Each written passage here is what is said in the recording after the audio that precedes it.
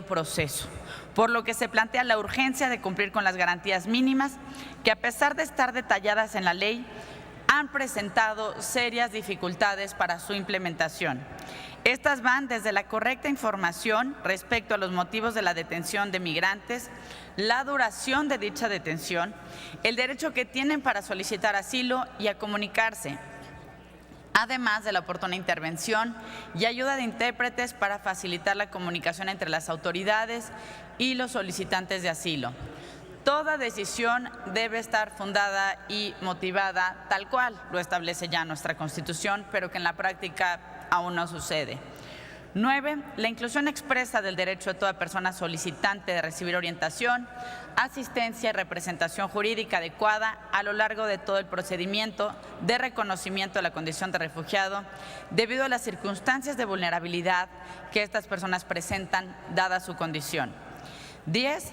Propone de manera fundamental establecer el carácter excepcional de la detención migratoria, atendiendo a lo señalado en distintas recomendaciones de organismos nacionales e internacionales de derechos humanos y, en este sentido, reafirmar los criterios de proporcionalidad, necesidad e idoneidad que debe satisfacer la aplicación de esta medida, sumada a las garantías del debido proceso que deben satisfacerse una vez empleada esta detención.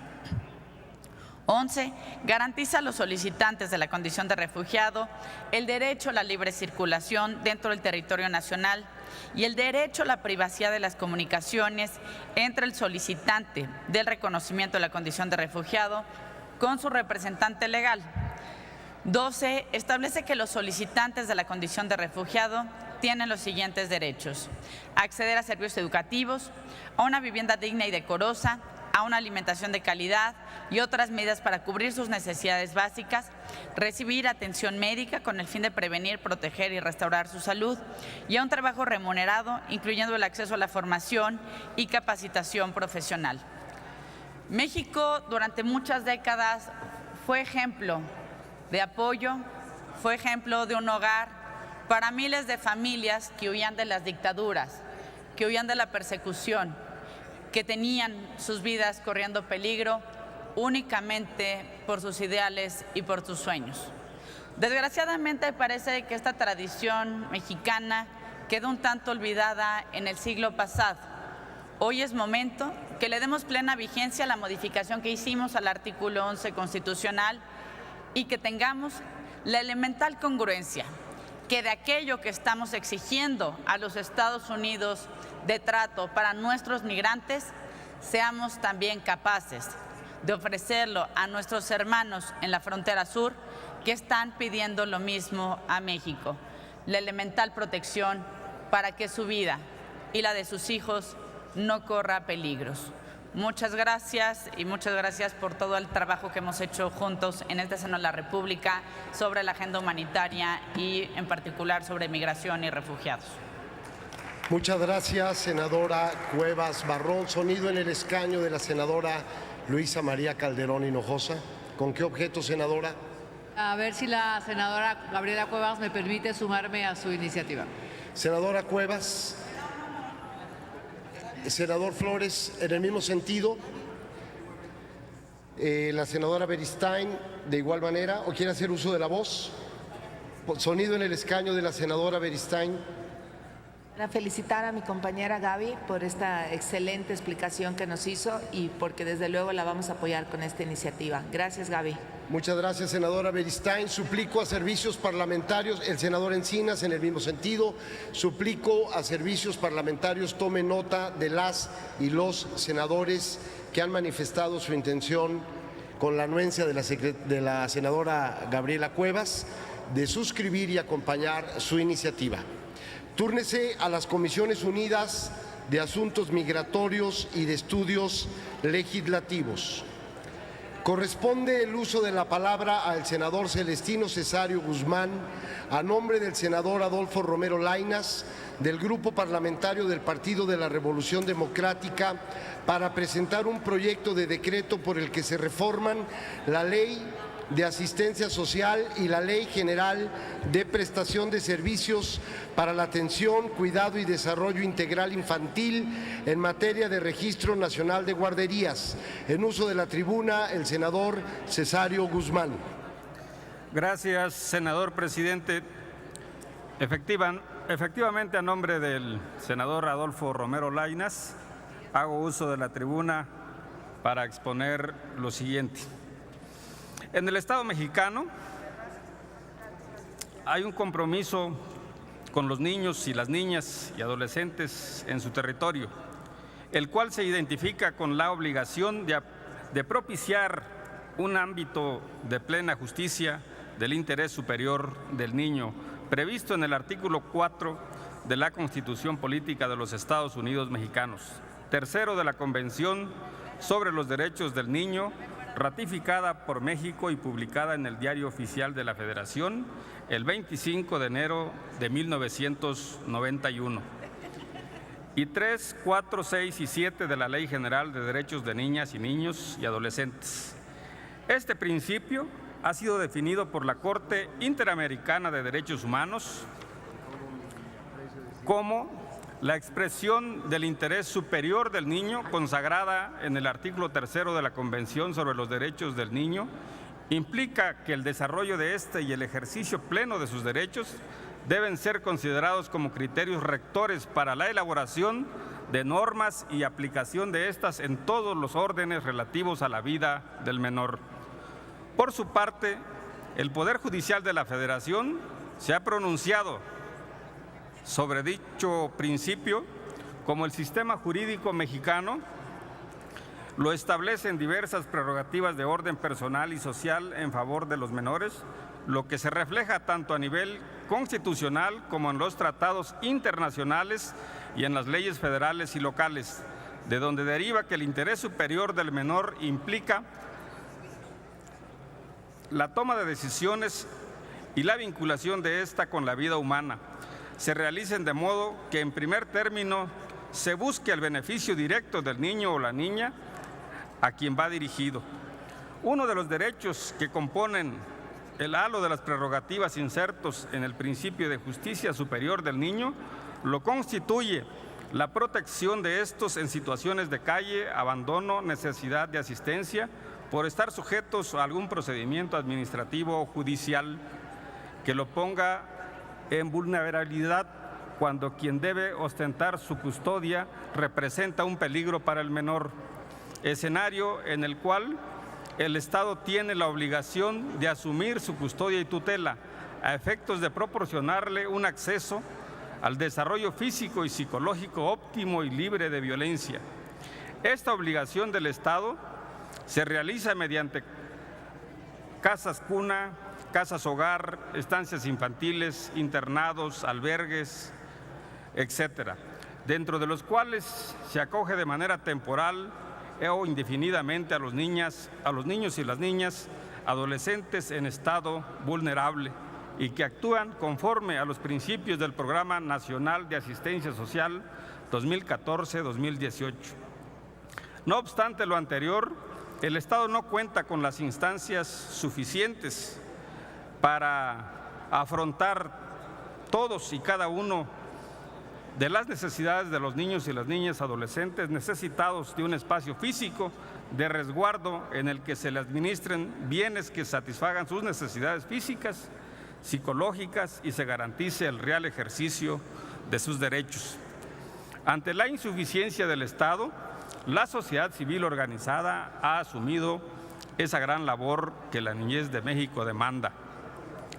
Ante esta grave omisión de la administración pública, que ha propiciado y permitido la existencia de instituciones privadas que, lejos de salvaguardar la integridad de nuestros niños en situaciones vulnerables, los hace víctimas no solamente al institucionalizar las instalaciones en condiciones de abandono, sino atenderlos de manera personal, no capacitados para el tratamiento de estos menores, privarlos de una representación jurídica que regularice su situación, sino que ha habido casos en que dichas instituciones Los niños son víctimas de un sinfín de conductas delictivas, desde abuso y explotación infantil, adopciones ilegales y hasta venta de órganos.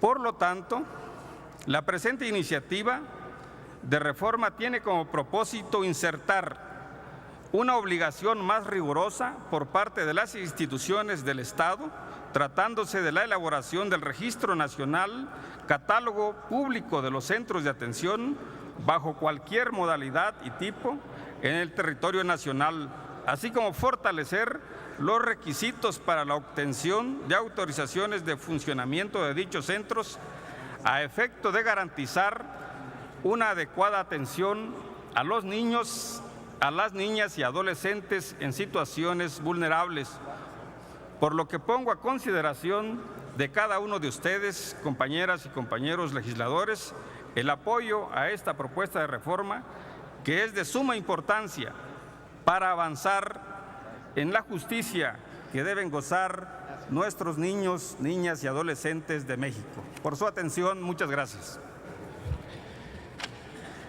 Muchas gracias, senador Cesario Guzmán. Túrnese a las Comisiones Unidas de los Derechos de la Niñez y de la Adolescencia y de Estudios Legislativos. Esta presidencia da la más cordial bienvenida a un grupo de distinguidas personalidades procedentes de Tijuana, Baja California, invitadas por la senadora Adriana Dávila Fernández. Agradecemos su visita al Senado de la República. Sean ustedes bienvenidas.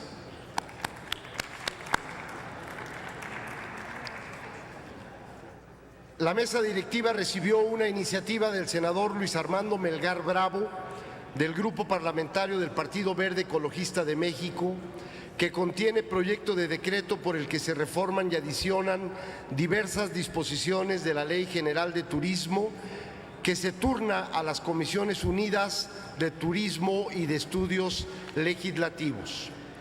Corresponde ahora el uso de la palabra a la senadora Marta Tagle Martínez para presentar un proyecto de decreto por el que se expide la ley reglamentaria del artículo 134 constitucional en materia de publicidad oficial. En uso de la voz, la senadora Tagle Martínez. Gracias, presidente. México es el segundo país en paz más peligroso del mundo para los reporteros. Lo antecede Siria. En México imperan los carteles del narcotráfico, los periodistas que abordan temas como el crimen organizado o la corrupción de los políticos sufren casi de manera sistemática amenazas, agresiones y pueden ser ejecutados a sangre fría. El objetivo común de sus detractores es hacerlos callar. Lo anterior forma parte del documento intitulado Balance de periodistas asesinados, detenidos, secuestrados y desaparecidos en el mundo en 2017, realizado por Reporteros Sin Fronteras, una organización independiente que cuenta con estatus consultivo ante la Organización de las Naciones Unidas, la UNESCO, el Consejo de Europa y la Organización Internacional de Francofonía. Desde su fundación en el año de 1985, se convirtió en una organización líder en el mundo en la defensa y promoción de la libertad de información, la cual considera es la base de toda democracia. Sin embargo, cerca de la mitad de la población mundial aún no tiene acceso a una información libre. En México, las cifras de periodistas que se han asesinado son: del 2000 al 2006, 22 periodistas asesinados. Del 2006 al 2012, 48 periodistas asesinados. En lo que va del sexenio, 40 periodistas. Es por ello que para ejercer en México el periodismo es una situación de latente mordaza y medio abyecto, que tiene como un denominador agresiones y amenazas, que en algunos casos cuestan la vida. Es en el periodismo donde la información se vincula con quien paga o mata por ellas. La información se vuelve un tesoro que hay que buscar y que es más accesible para aquellos con mayor capacidad económica. Así, el derecho a la libertad de expresión y el derecho a la información se encuentran sesgados en un contexto marcado por la corrupción y la impunidad. Existen distintas formas de afectar ilegalmente la libertad de expresión, que van desde la supresión radical mediante actos de censura hasta mecanismos menos evidentes, más sutiles y sofisticados. El artículo 13.3 de la Convención Americana sobre Derechos Humanos refiere específicamente a estos mecanismos indirectos que tienden a impedir la comunicación y circulación de ideas y opiniones. Dicho artículo establece: no se puede restringir el derecho de expresión por vías o medios indirectos tales como el abuso de controles oficiales o particulares de papel para periódicos, de frecuencias radioeléctricas o de enseres y aparatos usados en la difusión de información o por cualesquiera otros medios encaminados a impedir la comunicación y la circulación de ideas y de opiniones.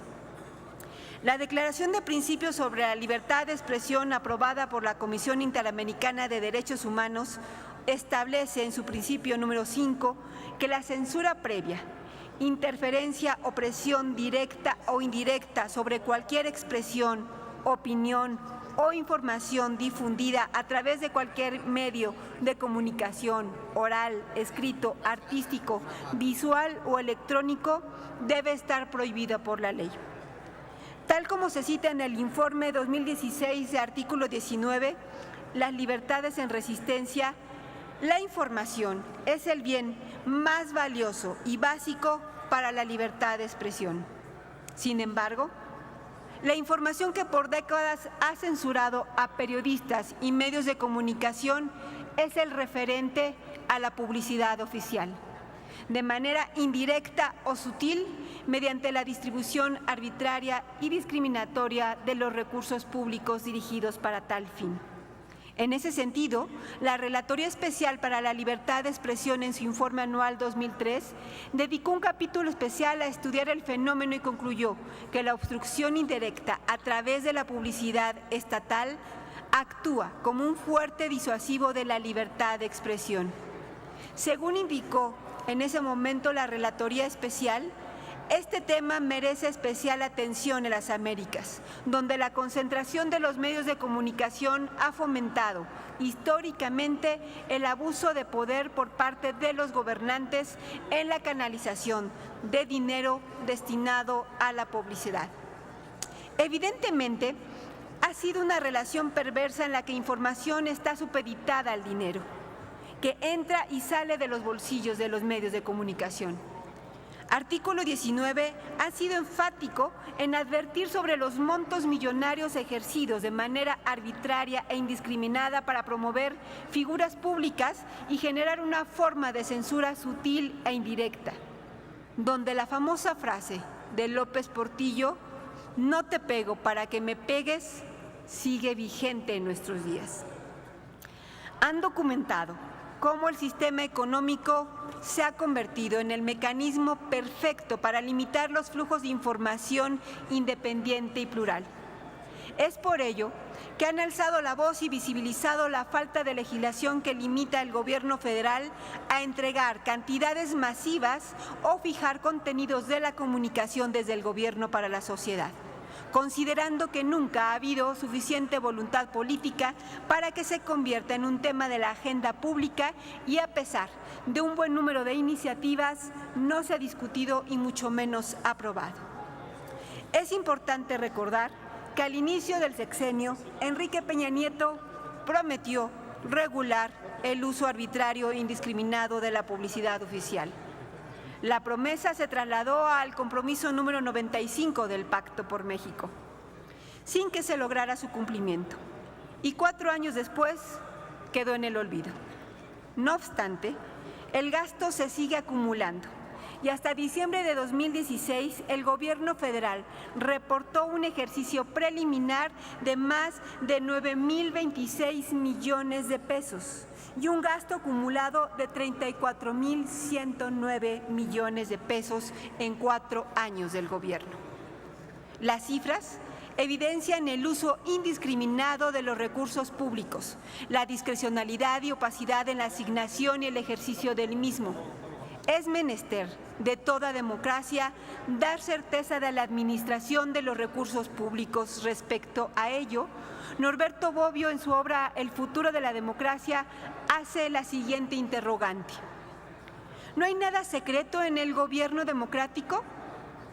Todas las actividades de los gobernantes deben ser reconocidas por el pueblo soberano, excepto alguna medida de seguridad pública que se le debe hacer de su conocimiento en cuanto el peligro haya pasado.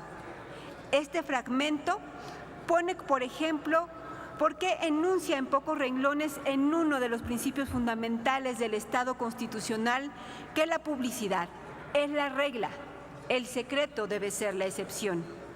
En cuanto al papel del legislativo, cita lo siguiente: la representación puede tener lugar solamente en la esfera de la publicidad. No hay ninguna representación que se desarrolle en secreto o a cuatro ojos. Un parlamento tiene un carácter representativo únicamente cuando se cree que su actividad es pública. Reuniones secretas, acuerdos y decisiones secretas del comité que se requiera pueden ser muy significativos e importantes, pero jamás podrían tener un carácter representativo. La vacuidad en materia de publicidad oficial, aunado a la opacidad y discrecionalidad concomitantes, ha permitido el uso y abuso de los recursos públicos, donde el dinero tiene la facilidad de silenciar las voces críticas y magnificar las líneas editoriales complacientes al poder. Así, la falta de regulación de publicidad oficial escinde una espada de doble filo, que por un lado coarta el derecho de la libertad de expresión y por otro lado el derecho de todos los ciudadanos a estar informados, mermando la actividad periodística y el acceso de las audiencias a la información plural y diversa con veracidad. Es menester comentar que la publicidad oficial ha tenido un camino anacrónico con los siguientes antecedentes. Desde 2007, en la reforma constitucional publicada en noviembre, que adicionó 3 párrafos al artículo 134. En 2014, la reforma político-electoral estableció en el tercero transitorio la obligación nuevamente del Congreso de la Unión de legislar sobre la materia. Ante el incumplimiento del Congreso de la Unión, la organización no gubernamental Artículo 19 promovió un amparo en contra de la omisión del Congreso posterior a un proceso en el cual un juez de distrito sobreseyó el juicio por considerar que se trataba de una controversia en materia electoral. La Suprema Corte reconoció que el Poder Legislativo ha incumplido con dicha obligación y, en consecuencia, ha incurrido en una omisión legislativa debido a que la Constitución ordena al Congreso de la Unión expedir una ley que reglamente el párrafo octavo del artículo 134 constitucional. Y así, el 15 de noviembre de 2017, a propuesta de la ponencia del ministro Arturo Saldívar, la primera sala de la Corte de Justicia resolvió un amparo de revisión en el que nos ordena al Congreso de la Unión a expedir una ley en la que se regule el gasto en publicidad oficial antes del 30 de abril, es decir, tenemos mes y medio.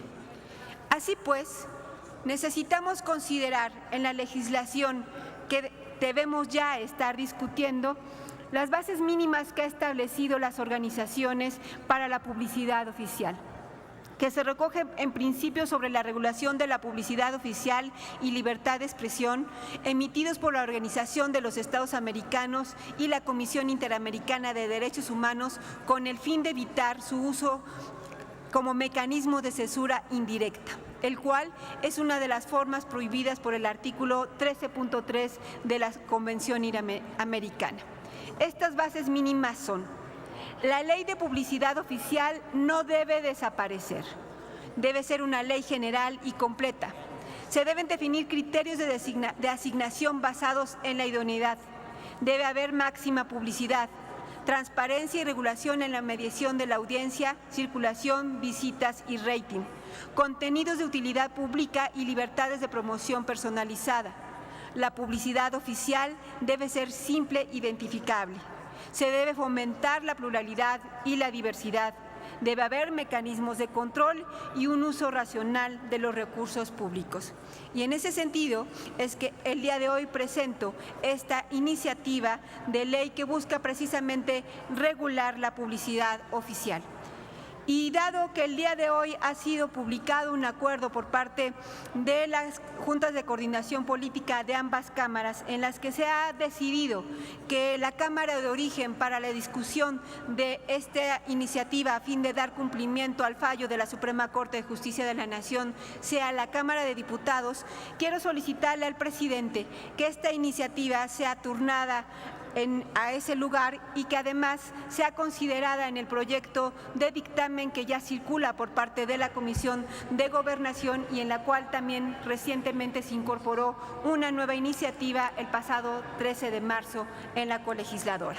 Y espero sinceramente que en este mes y medio que resta del periodo ordinario no solamente nos demos a la tarea de aprobar la ley reglamentaria en materia de publicidad oficial, sino que realmente discutamos esto que es un tema fundamental para la democracia, que es garantizar la libertad de expresión y la libertad de información de todos y cada uno de los ciudadanos. Es cuanto, presidente. Muchas gracias. Gracias, senadora Tagle Martínez.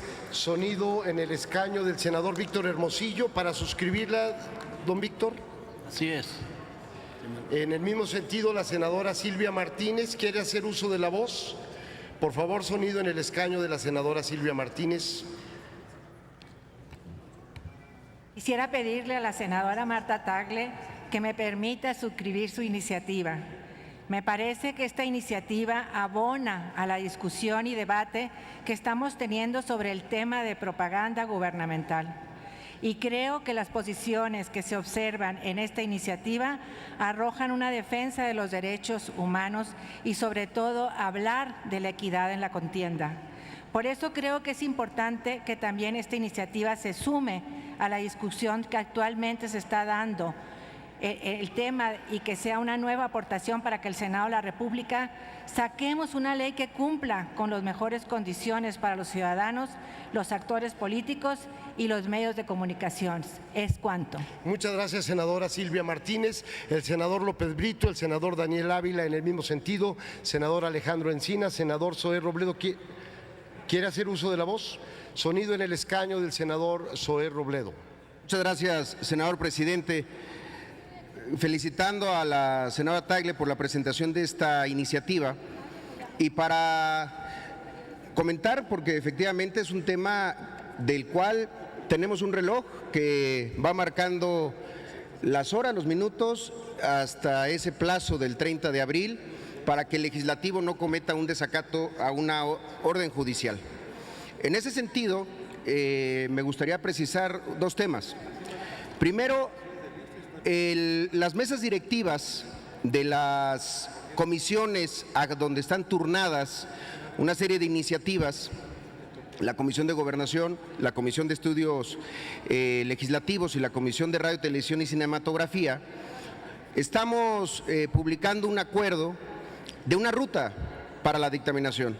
En ese acuerdo está incorporada un proceso que idealmente empezaría el día martes, de audiencias públicas con todos los interesados, especialistas, organizaciones, académicos que tienen una opinión y nos lo han hecho saber sobre este tema en particular. De la misma forma ya lo hicimos con las dos organizaciones promotoras del amparo en su momento también en esas comisiones unidas. No tengo el conocimiento de un acuerdo de la Junta de Coordinación Política de ambas cámaras en el sentido de que la Cámara de Origen vaya a ser la colegisladora. Si es así, ojalá se pueda publicar a la brevedad. Entiendo que había un acuerdo para el trabajo en conferencias y ese trabajo en conferencias tendrá su siguiente etapa, su siguiente puerto en las audiencias públicas a celebrarse el día martes. En ese sentido, senadora, lo que está a nuestro alcance, y creo que es importante, lo platicaremos con los presidentes y las mesas directivas de las otras comisiones, es que esta iniciativa se incorpore al trabajo de análisis para la dictaminación. Yo no conozco un proyecto de dictamen. Hay un proyecto de una iniciativa del Partido Revolucionario Institucional, del Partido Verde y del Partido Nueva Alianza que se suma a las otras iniciativas. No lo entendería yo, no sé si estoy hablando del mismo documento, como un proyecto de dictamen. En ese sentido, creo que será importante que esta iniciativa, junto con las demás, sea el elemento a discusión del proceso de audiencias públicas, donde estamos pidiendo que se abra a todo aquel que tenga interés, desde la academia, reitero, organizaciones e incluso particulares y especialistas sobre ese asunto. Hoy está publicado ya en la Gaceta el documento de trabajo, entonces era algo que me parece pertinente para que esta iniciativa nueva enriquezca ese trabajo legislativo que ya se ha empezado a hacer. Gracias, presidente. Felicidades, senador. Muchas gracias, senador Zoé Robledo. Reitero la atenta solicitud a servicios parlamentarios para que tome nota de las y los senadores que solicitaron acompañar con la anuencia de la senadora Tagle y suscribir esta iniciativa presentada. Túrnese a las Comisiones Unidas de Gobernación, de Radio, Televisión y Cinematografía y de Estudios Legislativos Primera. En una segunda ronda de iniciativas corresponde el uso de la tribuna al senador Ismael Hernández de Heras, del Grupo Parlamentario del Partido Revolucionario Institucional, para presentar un proyecto de decreto por el que se reforma el artículo 27 de la Ley Orgánica de la Administración Pública Federal en materia de eliminación de porción inválida. En uso de la tribuna, el senador Ismael Hernández de Heras. Gracias. Muchas gracias. Su permiso, amable.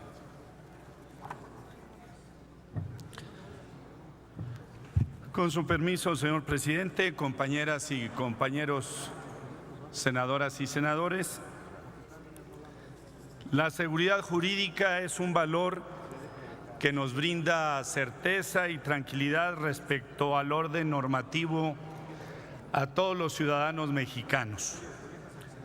Y la actualización del marco normativo no solamente es una responsabilidad pública del Poder Legislativo, sino una obligación de todas y todos nosotros.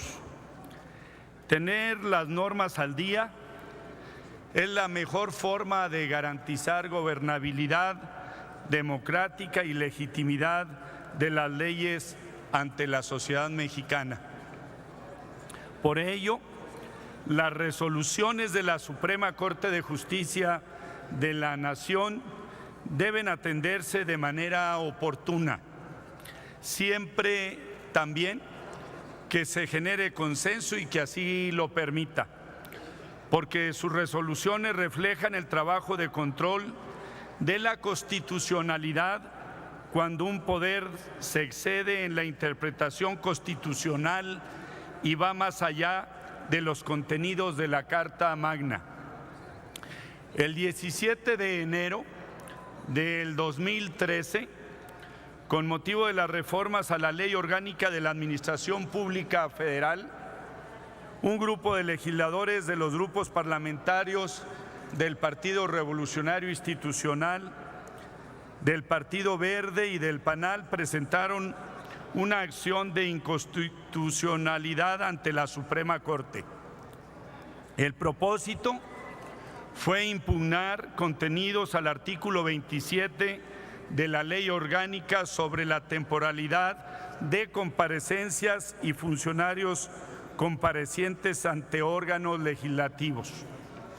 La impugnación no buscó eliminar las facultades del Congreso en ningún momento para convocar a comparecer a los servidores públicos que estén obligados por la Constitución mexicana. La impugnación fue para precisar qué funcionarios estaban sujetos a este procedimiento de conformidad con la Constitución y sin la Ley Orgánica de la Administración Pública Federal era la norma adecuada para llevar a cabo tal convocatoria.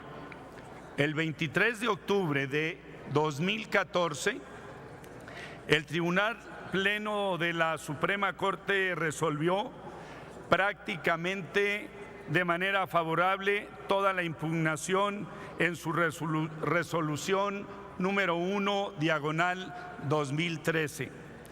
En dicha resolución se declara la invalidez parcial de diferentes porciones normativas del artículo 27 de la Ley Orgánica respecto a las atribuciones y obligaciones de la Secretaría de Gobernación en materia de seguridad.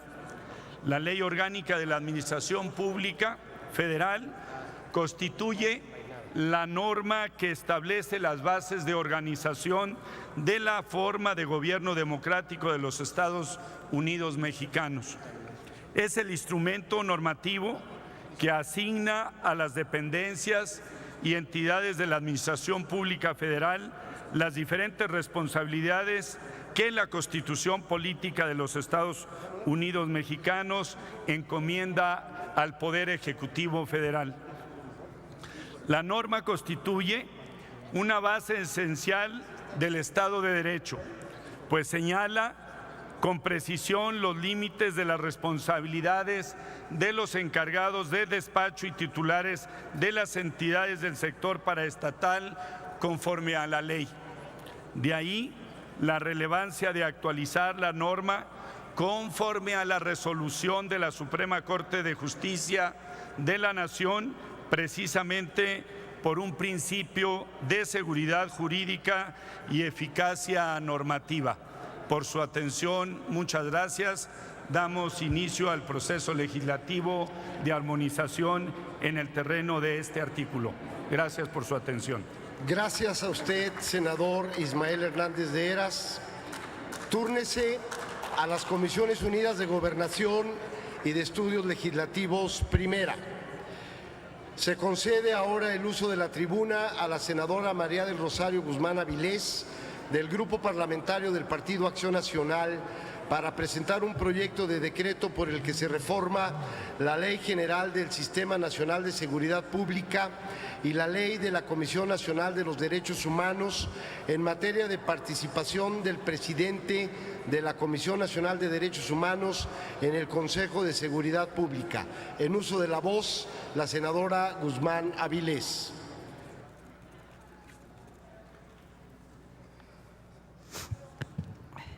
Con el permiso de la presidencia, compañeras y compañeros senadores, la Ley General del Sistema Nacional de Seguridad Pública fue expedida el 2 de enero de 2009 y es una ley reglamentaria del artículo 21 de la Constitución Política de los Estados Unidos Mexicanos en materia de seguridad pública. La ley que se plantea modificar establece en su artículo primero que tiene como objeto regular la integración, organización y funcionamiento del Sistema Nacional de Seguridad Pública, así como establecer la distribución de competencias y las bases de coordinación entre la Federación, los estados, el Distrito Federal y los municipios en esta materia. El Consejo Nacional de Seguridad Pública encuentra su fundamento legal en la ley que se busca reformar y establece que dicho Consejo contará para su funcionamiento y operación con las instancias, instrumentos, políticas, acciones y servicios previstos en la presente ley, tendientes a cumplir los fines de la seguridad pública y será, según el artículo 10, la instancia superior de coordinación y definición de políticas públicas en materia de seguridad en nuestro país.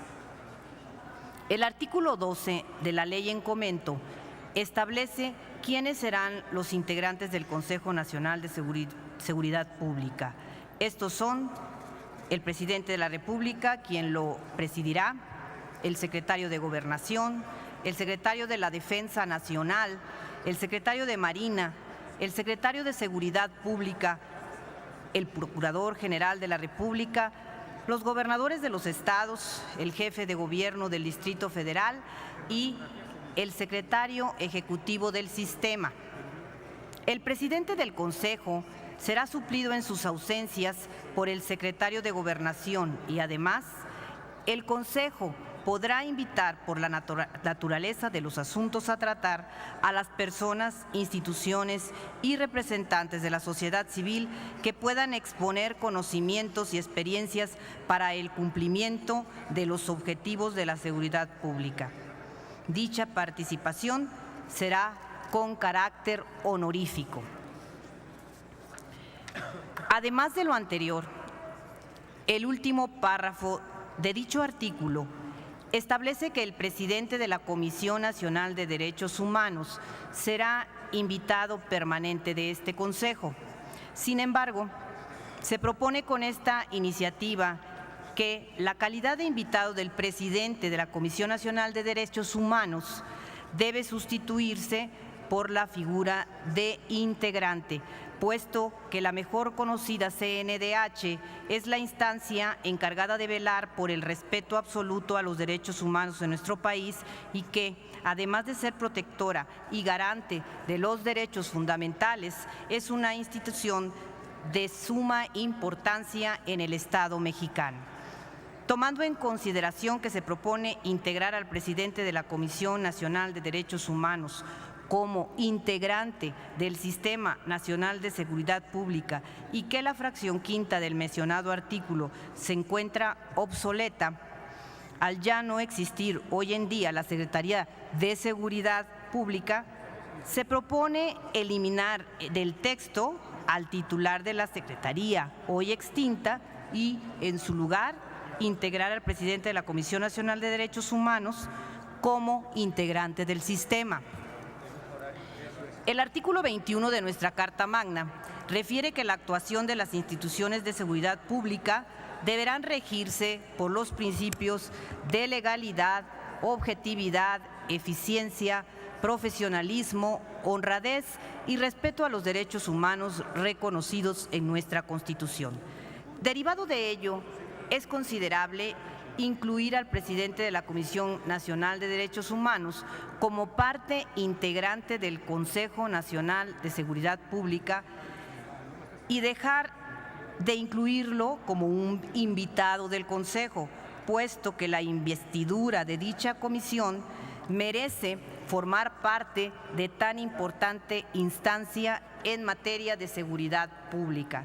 Sin embargo, no podríamos hablar de la procedencia de esta iniciativa sin antes añadir que la ley de la Comisión Nacional de Derechos Humanos debe también ser modificada. El artículo 15 de la Ley de la Comisión Nacional de Derechos Humanos establece las atribuciones del presidente de dicha comisión. Por ello, se propone recorrer la actual fracción 12ª a la 13ª del mencionado artículo y añadirle al presidente de la Comisión Nacional de Derechos Humanos la facultad de ser integrante del Consejo de Seguridad Pública en la fracción 12ª, para así buscar que ambas leyes se encuentren armonizadas una con otra y no caer en imposibilidades jurídicas que pudieran impedir al comisionado de los derechos humanos pertenecer al Sistema Nacional de Seguridad Pública. Compañeras y compañeros senadores, la iniciativa que hoy presento tiene dos objetivos principales. El primero es armonizar la ley para que, con el ánimo de tener un texto normativo actualizado y vigente, se elimine del texto de la ley al secretario de Seguridad Pública, pues al ser una posición inexistente en nuestro país, la ley debe mantenerse armonizada a la actualidad, por lo que esa fracción debe ser modificada o, en su caso, pues ya derogada. En segundo lugar, y no menos importante, es incluir al Comisionado Nacional de los Derechos Humanos como integrante del Consejo Nacional de Seguridad Pública y además dotarlo de dicha facultad dentro de la ley que regula esta comisión para poder formar parte de este Consejo Nacional de Seguridad Pública. Es cuanto, senador presidente. Gracias, senadora. Túrnese a las Comisiones Unidas de Derechos Humanos y de Estudios Legislativos, primera. Esta presidencia da la más cordial bienvenida a un grupo de estudiantes de la Escuela Libre de Derecho, invitados por el senador Javier Lozano Alarcón. Bienvenidos. Tiene ahora el uso de la tribuna el senador David Monreal Ávila del Grupo Parlamentario del Partido del Trabajo para presentar un proyecto de decreto por el que se reforma la Ley Federal de Fomento a las actividades realizadas por organizaciones de la sociedad civil en materia de participación en localización de personas desaparecidas. Gracias, presidente. Vengo a posicionar para referirme a dos iniciativas. Una por la que se reforma el artículo 5 de la Ley Federal de Fomento a las actividades realizadas por organizaciones de la sociedad civil, y la otra, la que modifica el artículo 46 de la Ley de Comisión Nacional de los Derechos Humanos. La primera de ellas, con proyecto de decreto por el que se reforma la fracción 19ª y se adiciona una fracción 20ª al artículo 5 de la Ley Federal de Fomento a las actividades realizadas por organizaciones de la sociedad civil. La segunda propuesta, por la que se reforma el artículo 46 de la Ley de la Comisión Nacional de los Derechos Humanos en materia de las recomendaciones que emite dicho organismo. Respecto a la primera de estas iniciativas, se parte de la premisa respecto de que en los estados modernos la sociedad civil es reconocida como un actor político, ya que sus funciones van más allá de la exclusiva organización y asociación de individuos. En una coyuntura en la que las instituciones y partidos políticos han perdido legitimidad frente a la ciudadanía, este tipo de organizaciones cobran relevancia en razón de que se convierten en un puente de diálogo e interlocución entre el gobierno y los ciudadanos. Sin embargo, en México es poca la credibilidad que nuestros ciudadanos hacia el sistema político que nos rige. Se hace constar en el informe de Latino Barómetro del 2017, en el cual se detalla que solo el 9% de los mexicanos confía en los partidos políticos. En este contexto, se entiende la importancia de la participación y existencia de las organizaciones de la sociedad civil, las que han contribuido en atender las demandas de una sociedad cada vez más plural y compleja que se siente menos representada por los medios políticos tradicionales. Actualmente, las organizaciones de la sociedad civil atienden temas de interés social como la rendición de cuentas, la democracia participativa, protección del medio ambiente, apoyo a grupos minoritarios y étnicos, derechos humanos, protección civil, educación, entre otras actividades que en años anteriores solo era exclusiva del apartado del Estado. Según el Registro Federal de Organizaciones de la Sociedad Civil que sean objeto de fomento, en el 2017 se contabilizaron poco más de 40,000 organizaciones de la sociedad civil en el país, lo que se traduce que por cada 100,000 habitantes existen 27.7 organizaciones de este tipo. A partir de la publicación en el Diario Oficial de la Federación de la Ley Federal de Fomento a las actividades realizadas por organizaciones de la sociedad civil en el 2004, la creación de organizaciones de este tipo se incrementó considerablemente cada año. En este tenor, la primera de estas iniciativas que presento ante esta soberanía plantea reformar la fracción 19ª del artículo 5 de la Ley Federal de Fomento a las actividades realizadas por organizaciones de la sociedad civil, a fin de que se reconozca como actividad de fomento el apoyo y atención en la búsqueda y localización de personas desaparecidas y no localizadas en el territorio nacional, garantizando primero a las organizaciones ya establecidas en torno a este rubro el acceso a los estímulos y apoyos públicos, y segundo, fomentar la organización de ciudadanos en pro de las personas desaparecidas. La propuesta busca adecuar la ley en comento con lo establecido por la Ley General en materia de desaparición forzada de personas, desapariciones cometidas por particulares y del Sistema Nacional de Búsqueda de Personas, puesto que reconoce la participación en varios procesos de las organizaciones de la sociedad civil en materia.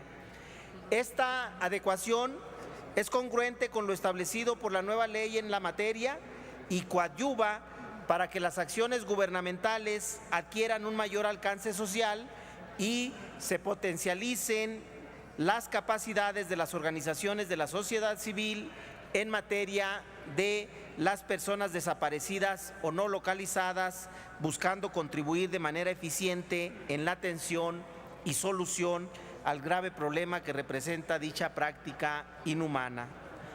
Por otro lado, la iniciativa que pretende reformar la ley de la Comisión Nacional de los Derechos Humanos parte de la premisa acerca de la necesidad de fortalecer el trabajo de la Comisión Nacional de Derechos Humanos, de manera particular a través de las recomendaciones que por ley está facultada a emitir. Al respecto, se puede decir que las recomendaciones podrían calificarse como un mecanismo de control del poder político enfocado a proteger los derechos humanos reconocidos en la Constitución y en los tratados internacionales. De manera más precisa, se trata de un medio de control constitucional de carácter administrativo y de tipo objetivo. El pasado 3 de enero del presente año, la Comisión Nacional de Derechos Humanos dio a conocer el informe de seguimiento de recomendaciones. El documento afirma que el instrumento de mayor impacto dentro de la actividad de la Comisión Nacional de Derechos Humanos para proteger a la víctima de violaciones o derechos humanos e impedir que se repita en futuras violaciones son precisamente las recomendaciones. El informe señala que del 1 de enero de 1990 hasta el 3 de enero del 2018, en 17 años, la Comisión Nacional de los Derechos Humanos ha emitido un total de 2.688 recomendaciones dirigidas a 3.348 autoridades. Un aspecto que destaca dicho informe y resulta preocupante es el número de recomendaciones que han sido aceptadas, pero no cumplidas por parte de las autoridades. Del total de recomendaciones que no han sido concluidas, existe un dato que llama la atención. Algunas de estas tienen más de 17 años de haber sido elaboradas. Entre ellas, 29 han sido procedimientos por violaciones graves a los derechos humanos. Además, la recomendación más antigua, que al 3 de enero del 2018, es una que se emitió en el 2001, dirigida a la Presidencia de la República, la que nunca tuvo respuesta. Lo alarmante de estas cifras referentes a las recomendaciones que no han sido cumplidas por la autoridad estriba en el hecho de que la ley, por un lado, es permisiva y por el otro no ha sido respetada, y los derechos de las personas aún se encuentran en espera de alguna respuesta, lo que significa que probablemente serán cientos de casos más de impunidad. Es importante mencionar que de acuerdo al artículo 46 de la ley de la Comisión Nacional de Derechos Humanos, la autoridad o servidor público de que se trate informará dentro de los 15 días hábiles siguientes a su notificación si acepta dicha recomendación. Entregará, en su caso, en otros 15 días hábiles, las pruebas correspondientes de que ha cumplido con la recomendación. Dicho plazo podrá ser ampliado cuando la naturaleza de la recomendación así lo amerite. Es decir, la ley no contempla un plazo definitivo para que las autoridades cumplan las recomendaciones, y esta cuestión ha derivado que en 503 recomendaciones se encuentren pendientes, una de ellas desde el 2001. Bajo esta perspectiva, la presente iniciativa tiene por objeto modificar el segundo párrafo del artículo 46 de la ley de la Comisión Nacional de los Derechos Humanos, con el objeto de fijar un plazo perentorio al que se propone no sea mayor de 180 días naturales, que es aproximadamente 6 meses, para que la autoridad pueda dar cumplimiento a la recomendación y presentar las pruebas que acrediten dichos actos. La modificación reconoce que por la misma naturaleza existen recomendaciones que requieren de un tiempo mayor para poder ser cumplidas. Sin embargo, estas deben ser la excepción y la ley contemplará un plazo límite para ser atendidas. Con estas iniciativas se pretende contribuir a mejorar el marco normativo tanto de las organizaciones de la sociedad civil que luchan por la defensa de los derechos humanos de las personas que están desaparecidas o no localizadas, así como en el cumplimiento de las recomendaciones de la Comisión Nacional de Derechos Humanos y con ello fortalecer el Estado democrático de derecho en nuestro país. Es cuanto, señor presidente.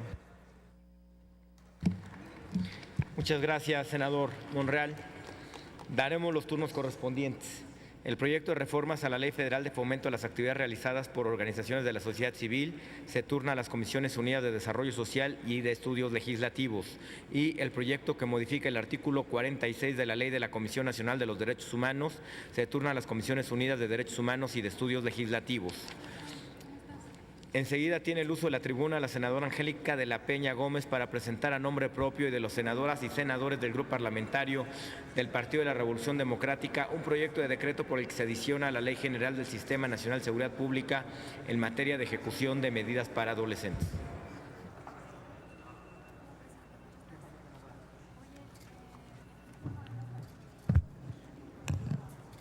Con su venia, señor presidente, señoras senadoras, señores senadores, la iniciativa que presentamos es para adicionar un capítulo con 2 artículos a la Ley General del Sistema Nacional de Seguridad Pública al tenor de la siguiente argumentación. Es verdad que nuestras naciones están sobreviviendo una crisis del sistema tutelar para adolescentes, para menores infractores, como se llamaba, que no se ha logrado, a pesar de incluso reformas constitucionales y de nuevas leyes, no se ha logrado derogar de manera estructural en nuestros países y, por supuesto, en México no es la excepción.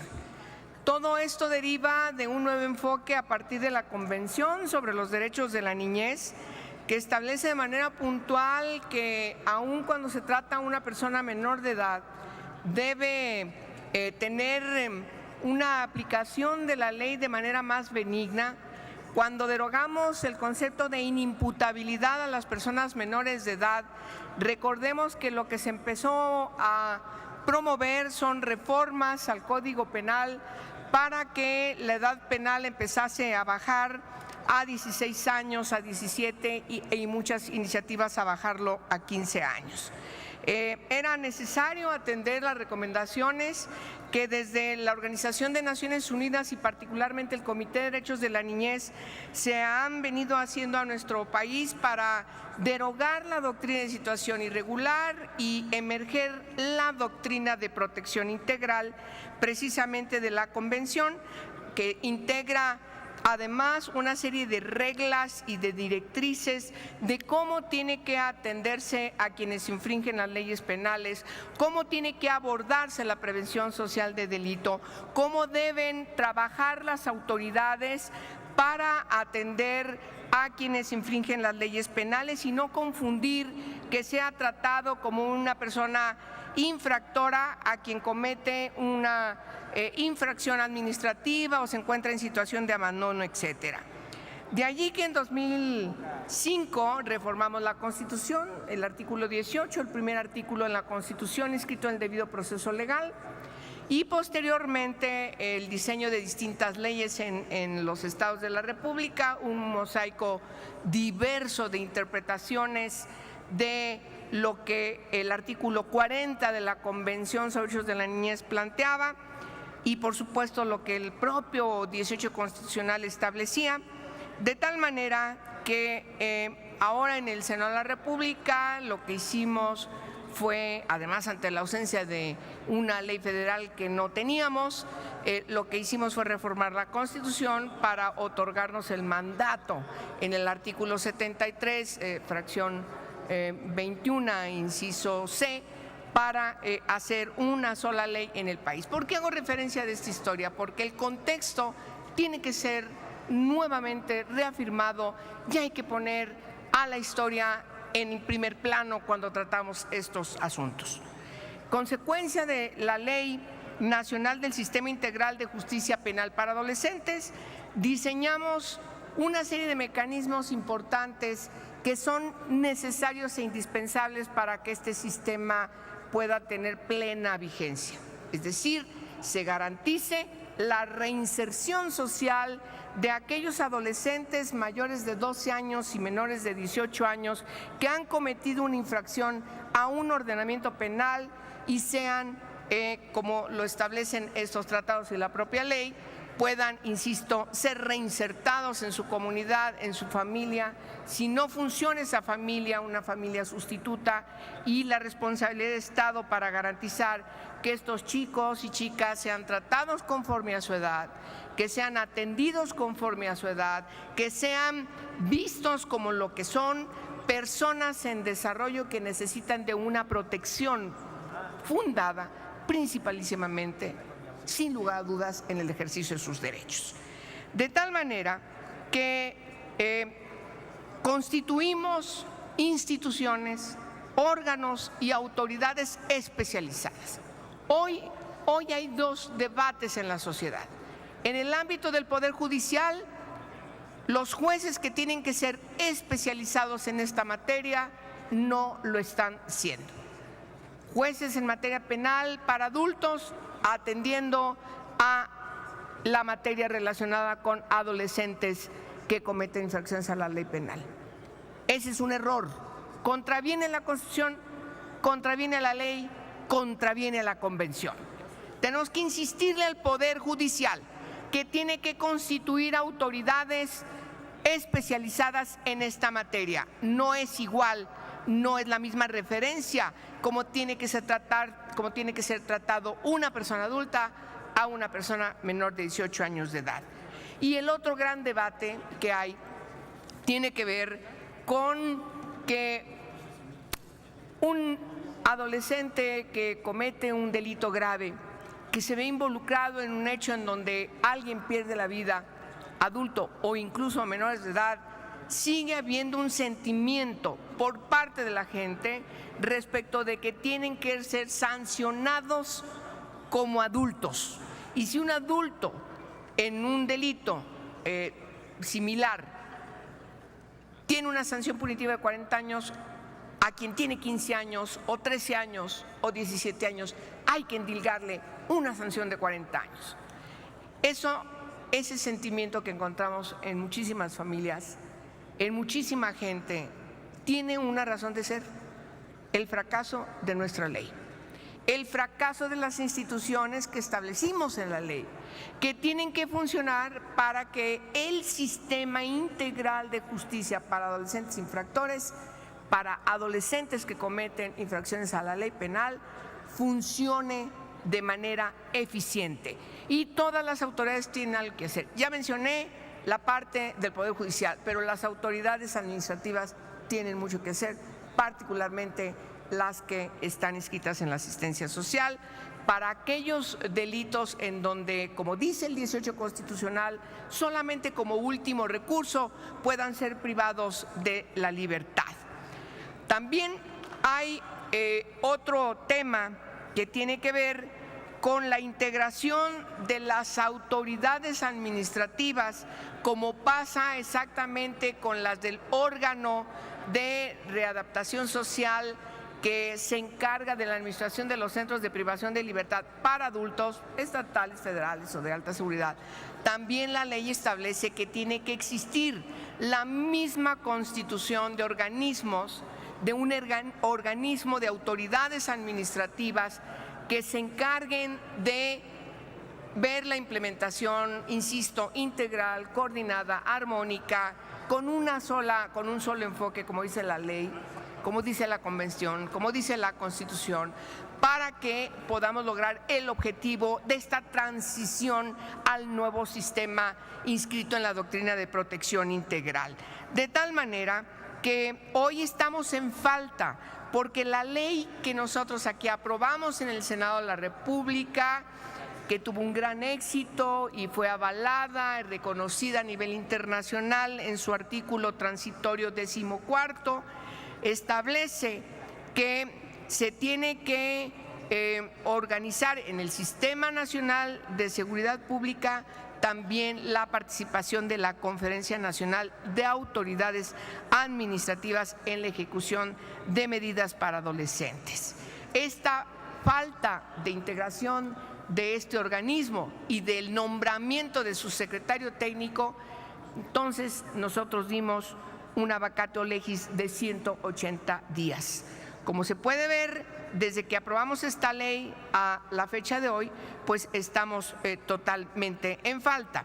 Decimos que esta conferencia deberá estar encabezada por el titular de la Comisión Nacional de Seguridad y además del secretario técnico, que será el comisionado del órgano administrativo desconcentrado de prevención y readaptación social, y tendrá como objetivo principal constituirse en la instancia de análisis, de difusión e instrumentación de la política pública en materia de ejecución de las medidas para adolescentes. Necesitamos que quienes infringen las leyes penales no lo vuelvan a hacer, no reincidan, sigan el camino de la ley.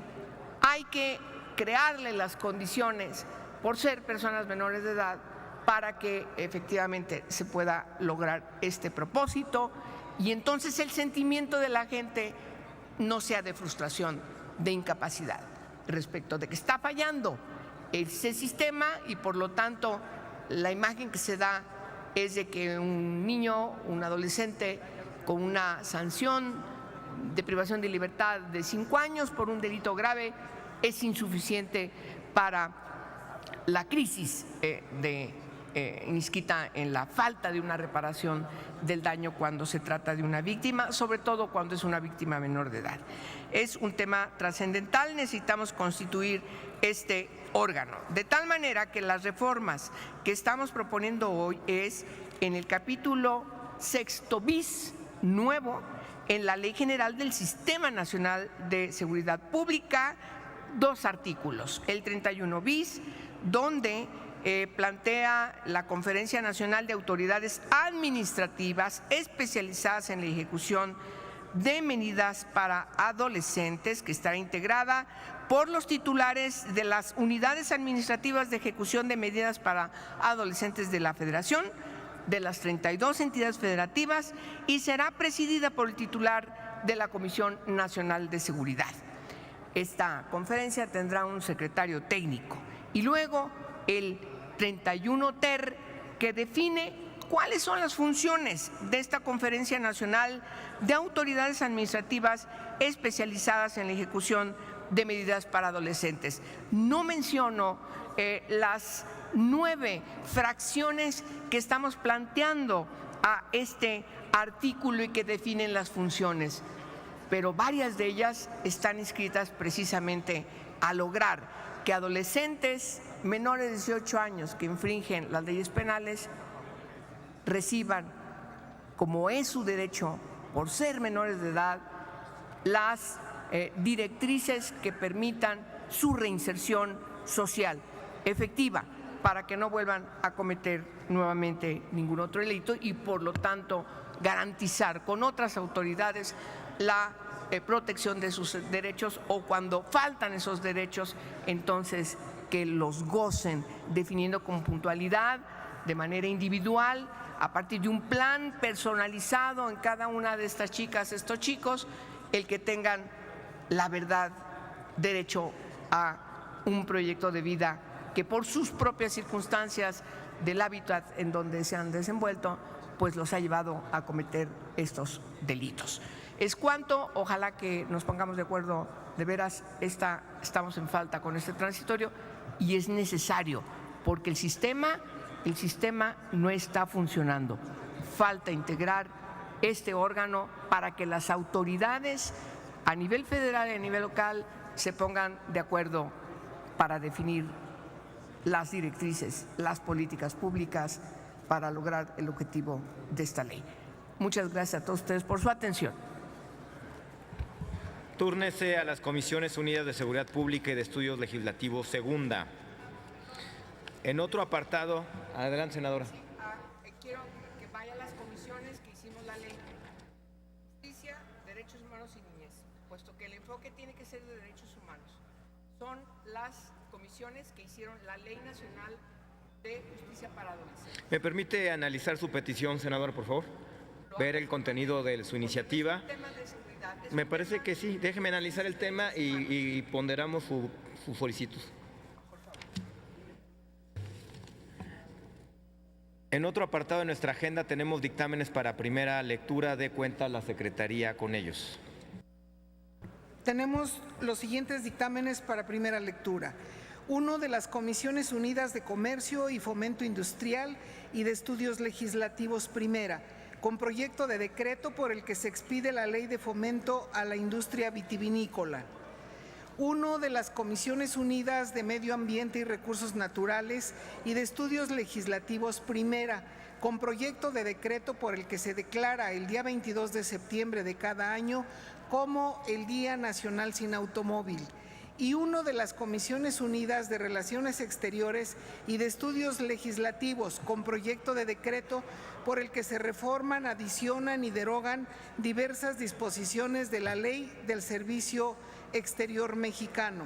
Son todos los dictámenes, señor presidente. Debido a que se encuentran publicados en la Gaceta y con fundamento en lo dispuesto por los artículos 193 y 195 del reglamento, quedan de primera lectura. En otro apartado de nuestra agenda tenemos la segunda lectura del dictamen de las Comisiones Unidas de Energía y de Estudios Legislativos primera, con proyecto de decreto por el que se reforma el artículo único del decreto por el que se establece el horario estacional que se aplicará en los Estados Unidos mexicanos. Debido a que se encuentra publicado en la Gaceta de hoy, consulte a la Secretaría de la Asamblea en votación económica si se omite su lectura. Consulto a la Asamblea en votación económica si se omite la lectura del dictamen.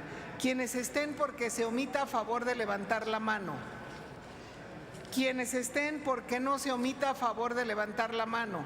Sí se omite la lectura, señor presidente. Gracias, señora senadora. Le informo a la Asamblea que el Grupo Parlamentario del PRI presentó una moción suspensiva en relación con la discusión del dictamen. Solicito a la Secretaría le dé lectura. Sonido en el escaño del senador Cárdenas. Gracias, senador. Qué pena que hayan hecho eso. El acuerdo el martes pasado fue que el día de hoy se vería. La pretensión del martes pasado se obsequió la cortesía parlamentaria al grupo parlamentario del PRI, pero si quieren mantener, pues es no cumplir un acuerdo. Y de no cumplir el acuerdo, entonces a mí me gustaría que uno de los promoventes, si la presentaron por escrito, en los términos del reglamento del Senado, la leyera y a mí me permitiera, como lo establece, perdón, hay una moción, senador presidente. ¿Terminó, senador Cárdenas? Me comentan aquí que la está retirando el grupo parlamentario del PRI la moción suspensiva. No sé si eso... Sonido en el escaño del senador Romo. Gracias, señor presidente. Con la súplica a la presidencia que usted asume de que se retire por parte del grupo parlamentario del PRI esta moción suspensiva y continuar, desde luego, el trámite correspondiente. Muy bien, senador Romo, tomamos en consideración su... Entonces, Informo, queda sin efecto la moción suspensiva, senadora. Informo a la Asamblea que el dictamen que nos ocupa consta de un solo artículo, por lo que está discusión en lo general y en lo particular en un solo acto. Está discusión. Tiene el uso de la tribuna el senador Manuel Cárdenas.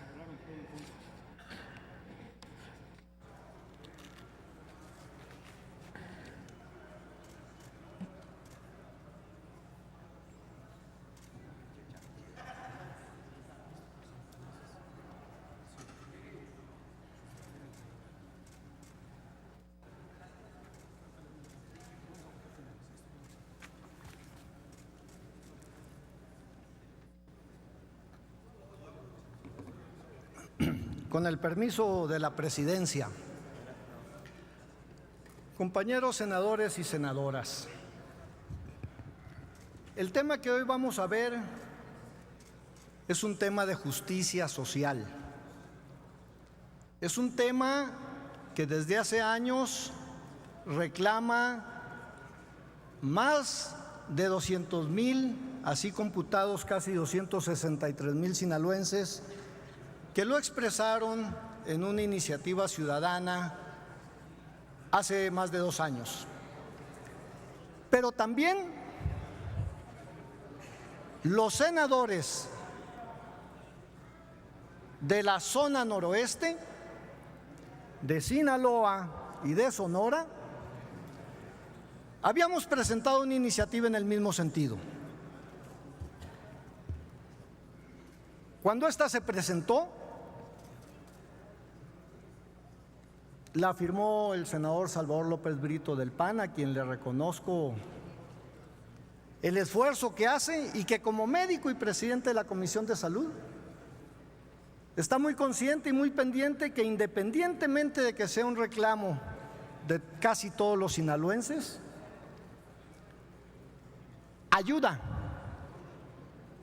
a no afectar la salud de los niños, de los jóvenes y de los adultos. También la firmó el senador Aarón Irizar, quien me comentaba, y aunque no esté presente, lo debo de reconocer, quien me comentaba que los empresarios y los profesionistas acusaban recibo de esa demanda ciudadana. También me acompañó en ella el senador Daniel Amador. Y quiero entender que la razón es por la grave afectación que sufren los niños de preescolar, de primaria y de secundaria. Debo de advertir que la senadora Divadamira, muy preocupada por las amas de casa jefas de familia, veían totalmente trastocado su reloj biológico porque independientemente del daño que sufrían ellas y sus hijos, tenían que vivir la inclemencia de la oscuridad para llevarlos a la escuela durante mayor tiempo. Independientemente de que los servicios productivos no se acomodaban en el mismo esquema de la demanda de los habitantes. El senador Gándara de Sonora y el senador Larios saben plenamente, porque ellos no han sufrido este abuso que se impuso de manera unilateral. Pero Sonora tuvo la valentía de enfrentarlo. Años después lo tuvo la península de Yucatán por un solo criterio, de los muchos que tiene Sinaloa y los sinaloenses: el turismo. Pero muy probablemente porque ellos tenían mayorías parlamentarias y representaciones lo lograron. Y porque la población y quienes en su momento gobernaron esos estados supieron hablarle al oído al presidente de aquel entonces. Los otros gobernadores no se preocuparon por su población. Los senadores de Sonora y un servidor de Sinaloa tenemos muy clara la sinergia que se genera en la cadena productiva. Son muchos los agricultores de Sinaloa que siembran en Sonora y viceversa. Son muchos los concesionarios de automóviles, de maquinaria agrícola, de insumos agropecuarios y pesqueros de Sonora que tienen su oferta con negocios en Sinaloa. Más del 80% de las exportaciones de Sinaloa no tienen otra salida que no sea por Sonora y su frontera con Arizona. En la parte del turismo, es Arizona el único estado de la Unión Americana que jamás ha cancelado sus vuelos a Mazatlán. El turismo que tiene Mazatlán, que más derrama económica deja, es el de Arizona. En sus problemas de conectividad, Mazatlán ha abierto otras rutas y otros destinos y han sido cancelados. El único que se mantiene desde hace más de 20 años es Mazatlán. Y los norteamericanos que piden residencia y que están en Mazatlán, en su gran mayoría, son de Arizona. Y muchos más beneficios económicos, independientemente de los daños al reloj biológico de la población. Alguien ahí insanamente quiso pretender partidizar una iniciativa ciudadana. Si leen la Gaceta dice iniciativa ciudadana e iniciativa de senadores.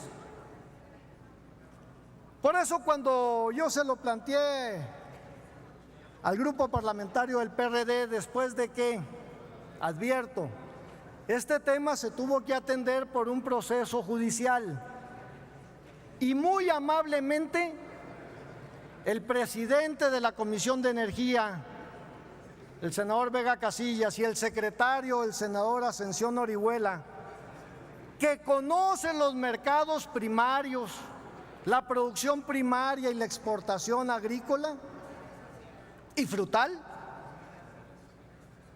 en sesión de comisión, inclusive estando funcionarios de la Secretaría de Energía y de la CFE, estos no tuvieron ningún inconveniente. Y antes de que el tribunal nos notificara, en una acción prudente, estos dos senadores le dieron curso a atender el tema para que quedara sin materia la resolución del tribunal. Y cuando le pregunto al coordinador parlamentario del PRD, a sabiendas de que algunos compañeros de él habían acompañado la iniciativa, claramente me dijo: jamás iremos en contra de la voluntad popular por un asunto de 15 pesos.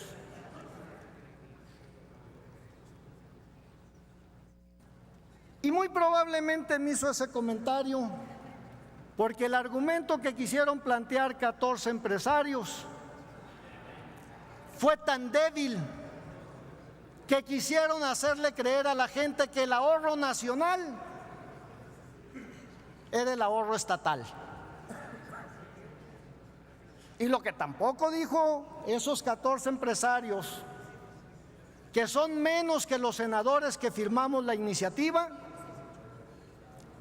es que ese ahorro de energía ha venido cayéndose. Simplemente de 2016, que fueron 1.547 millones, En 2017 fueron 1,300.